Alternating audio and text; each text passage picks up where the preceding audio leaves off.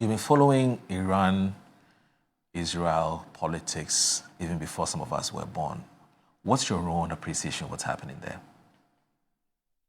Well, I think what is worthy of note, the number of things which are worthy of note, is that this is the second time in recent history that the West, led by the United States of America, has used a proxy to attack and to attempt to bring Iran to its knees. I mean, the first such attack was carried out by Saddam Hussein with American weapons and American intelligence support, and it failed miserably. The Iranians were able to rally around and to defeat Saddam Hussein. What is significant is that eventually the US and other Western countries, under a false pretext, attacked Saddam Hussein and destroyed his regime. What that tells us is that the objective was not so much Iran. The objective was to bring the Middle East and West Asia to its knees so that the US and its allies could control the very vast resources of the region. Now, this second attempt at destroying the Iranian revolution and so on, the proxy they are using is problematic. Because the pretext is that Iran is likely to develop a nuclear weapon. That is in contention. Even officials of US security agencies have said that it is not true. But let us assume that that is even true. The proxy they are using, Israel, has nuclear weapons. You understand? And it's not just that Israel has nuclear weapons. Israel has, over the years, refused to sign international treaties, on the acquisition and holding of nuclear weapons and so on. So indeed, when it comes to the development of nuclear weapons and their possession, Israel is a power state. So how a country which possesses nuclear weapons can attack another country on the suspicion that it could develop nuclear weapons is completely insane. I cannot understand it. It's completely insane. You understand? Now, the other issues for me are very clear. The Israelis are using US warplanes. They are using US bombs. In fact, most of the weapons that they are using are US weapons. And President Donald Trump has admitted that, has said that on many of his tweets, that they are using US weapons, and is boasting about how powerful US weapons are and so on. Not just that, you have American troops on the ground in Israel protecting, that's the word they use, Israel against reprisal attacks from Iran. So the US is very deeply involved in this crazy adventure. Now, history also teaches us important lessons, and history teaches us that the people of Iran have never surrendered, and that throughout their history, they've never given up on an inch of their territory. They are proud people, they are resilient, and it is clear that they are committed to their values. Now, yesterday, the US President Donald Trump actually called on the Iranian authorities to unconditionally surrender. And I was wondering where he was coming from. I mean, what is he talking about? Iran has been attacked. Israel is the aggressor. And you call on the victim of aggression to surrender unconditionally. Well, what does that mean? And Donald Trump is double talking. In one breath, he doesn't want war, he wants a negotiated settlement. In another breath, he's even boasting about the fact that the alliance has the capacity to assassinate the Iranian spiritual leader and so on. I'm very deeply worried because we are getting to the point where political assassinations are being given some kind of legitimacy. You disagree with somebody politically, you go and kill him. You don't like what some government is doing, you just go and kill him. I mean, in the past, these were things that they did in secret. Now they are doing it in our face. You understand? They killed Patrice Lumumba of Congo simply because they didn't like him. The Belgium intelligence officer who killed him only 2 weeks ago was boasting that he cut Patrice Lumumba's body into 34 parts. Right. And dissolved them in acid and kept his front teeth as souvenir and so on. They killed America Cabral. They killed Chris Hani. They killed Salvador Allende and so on. But in those days, they hide to kill. Now they are killing in our face. They are warning us that they are going to kill and so on. I'm worried because we could very soon get back to the era of asymmetric warfare, where everything was justified for as long as it was in the interest of the cause that we are pursuing. I think the international order is being destroyed. I think that the law-based international order is being systematically destroyed. Right. And it poses a danger for all of us. Now, the other dimension that I think we should be looking at is simply the fact that throughout history, when empires are on decline, they resort to war and aggression. And it is clear throughout history. What history proves that these aggressions by empires on decline have never succeeded. Okay. I mean, the world virtually, largely has defeated classical colonialism. The world defeated the transatlantic slave trade, which were the bastions of empire building and so on. We destroyed it. Right. And the world is making progress towards the dismantling of this neo-colonial arrangement, which makes others the direct beneficiaries and owners of our resources, and our people continue to wallow in poverty and so on. That order would not survive for long, in spite of the aggressions which are being unleashed and so on. Now, listen. Today, as we sit here, Israel is before the International Criminal Court for genocide. It is committing genocide in Palestine. It has violated all UN General Assembly resolutions. It is behaving so lawlessly around the world. Is this the country that decent people who believe in a rules-based international order should be supported? I doubt. 3 days ago, I saw some very harrowing videos, and I'm sure you've all seen them, of Iranian retaliatory attacks hitting Tel Aviv and other cities in Israel.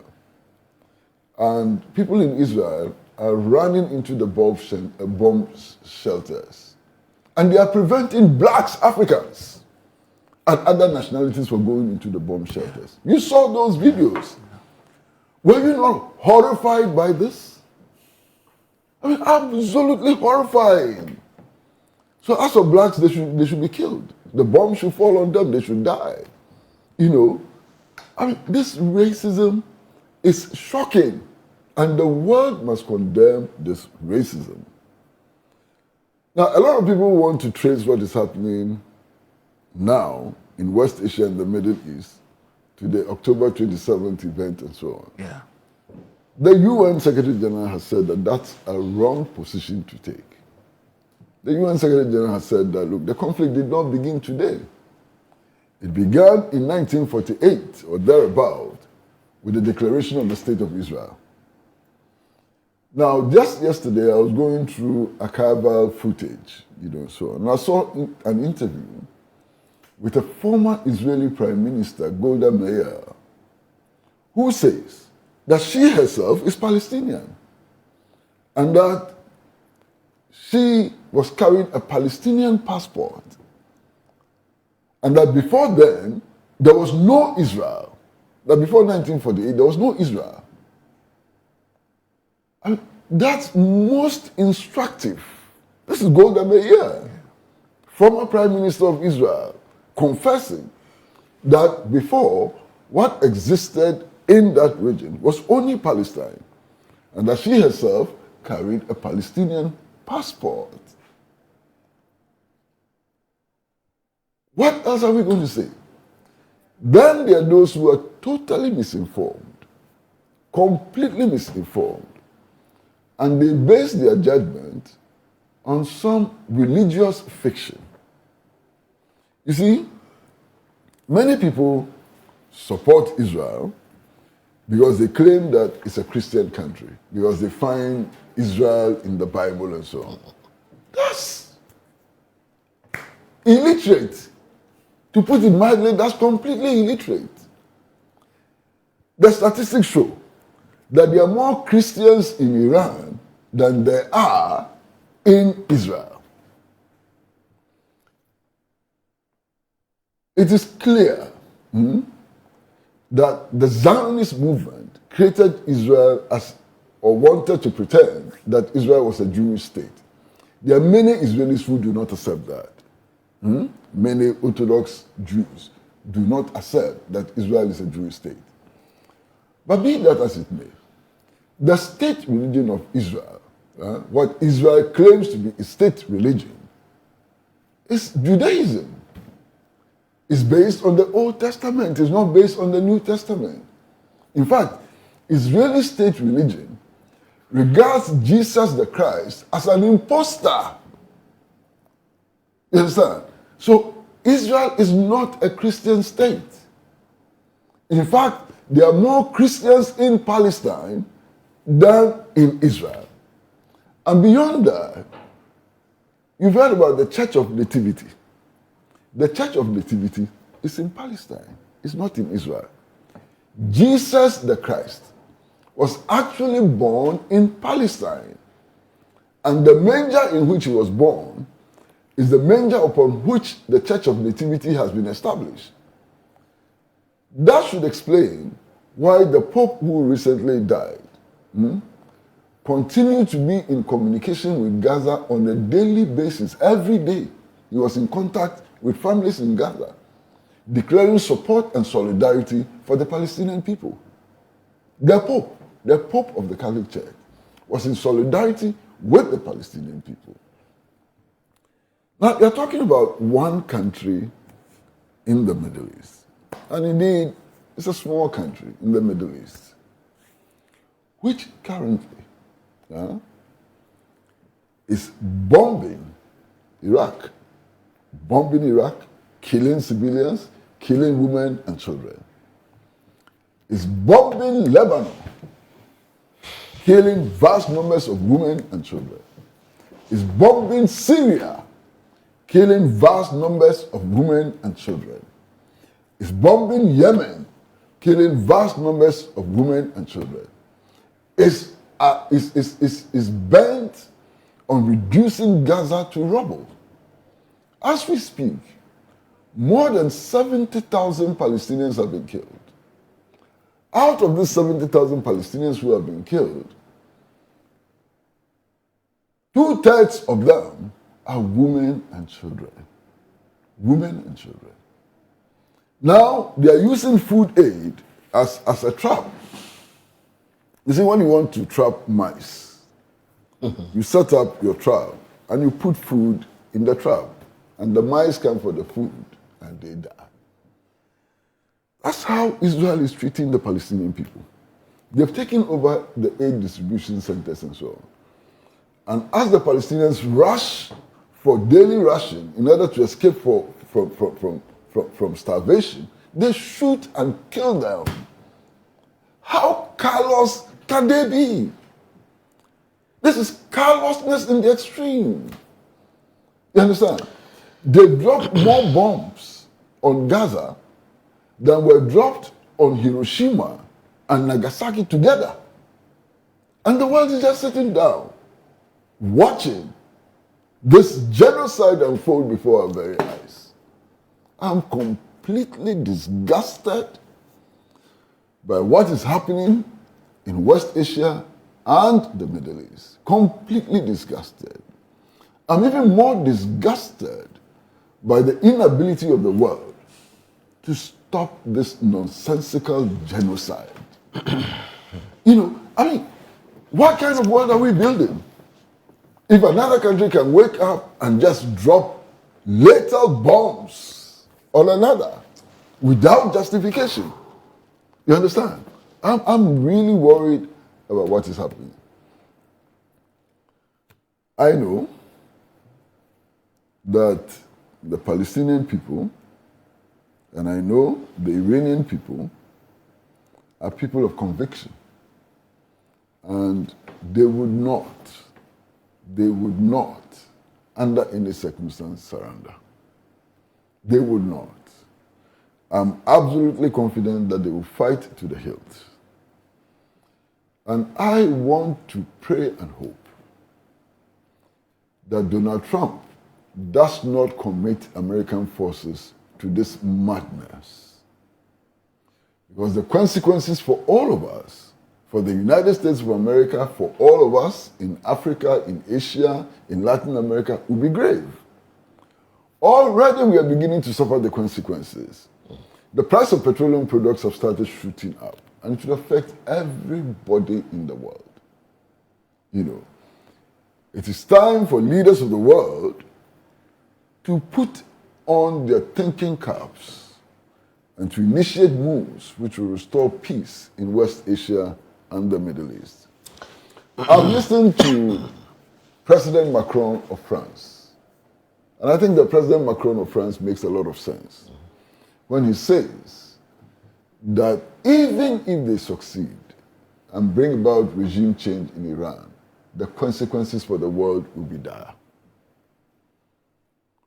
This is President Macron of France, and he's spoken loudly and clear that this adventure which is taking place, or misadventure which is taking place in Iran, would have devastating consequences for the world, and is urging his colleagues in the West to stop it.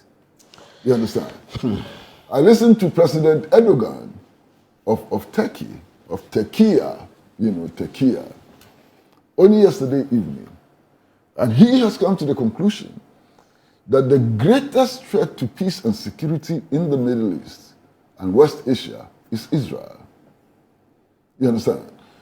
I've listened to the Chinese government, and it is clear that they condemn in no uncertain terms what is happening with Israel as the proxy. And I've listened to the Russians, I've listened to many other countries, world leaders, or leaders of many countries in the world, who are disgusted by what is happening in West Asia and the Middle East.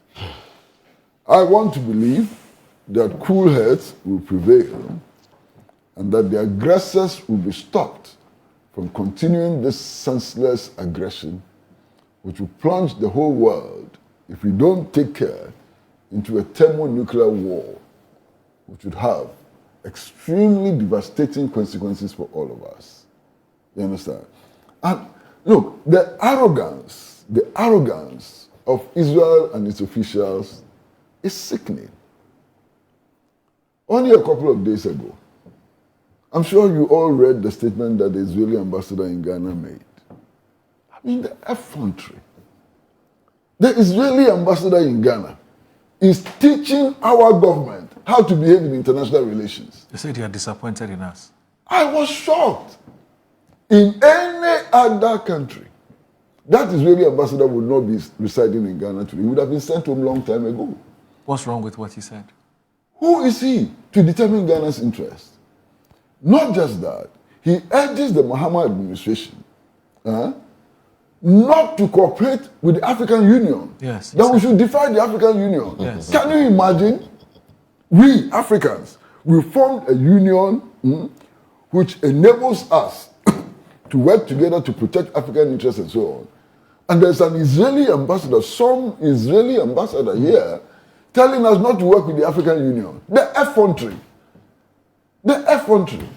And he says we should break ranks with the non-aligned movement and the Arab League. Yes. Who is he to dictate our foreign policy? This insult. And he says that the government of Ghana is not pursuing Ghanaian interests and so on. Who are you to make that determination? But you see, Unfortunately for us, for some time now, since the overthrow of Nkrumah, we haven't had strong governments, especially as far as foreign policy is concerned.